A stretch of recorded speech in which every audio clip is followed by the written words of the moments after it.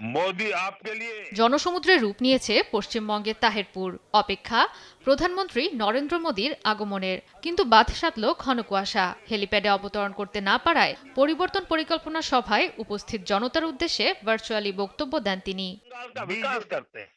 সোমবার তাহেরপুরে প্রধানমন্ত্রী মোদীর বক্তব্যের বড় অংশ জুড়ে ছিল পশ্চিমবঙ্গের রাজ্য সরকার তৃণমূলের কড়া সমালোচনা। বলেন, মমতা বন্দ্যোপাধ্যায়ের প্রশ্রয়ে অবৈধভাবে প্রবেশকারীদের সুরক্ষা দিচ্ছে তৃণমূল, বাধা দিচ্ছে ভোটার তালিকা পুনঃসংস্কার কার্যক্রমে।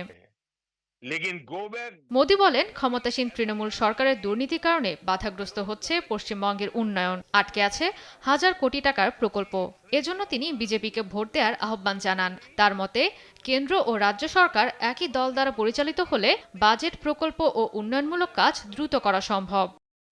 अमर साथियों, এছাড়াও নদিয়ার অর্থনৈতিক উন্নয়নের উপর জোর দেন মোদী। বলেন, উন্নত করা হবে নদিয়ার নতুন সড়ক পরিবহন ব্যবস্থা। ফলে লাভবান হবে নদিয়া ও উত্তর 24 পরগনার অধিবাসীরা। কম সময় লাগবে কলকাতা থেকে শিলিগুড়িতে পৌঁছতে।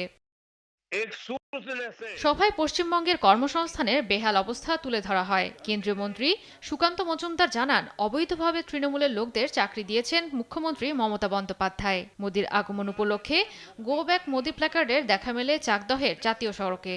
অভিযোগের তীর তৃণমূলের দিকে উঠলেও দলটি তা অস্বীকার করেছে। साथियों জয়া সরকার, নিউজ ডেস্ক, দেশ টিভি।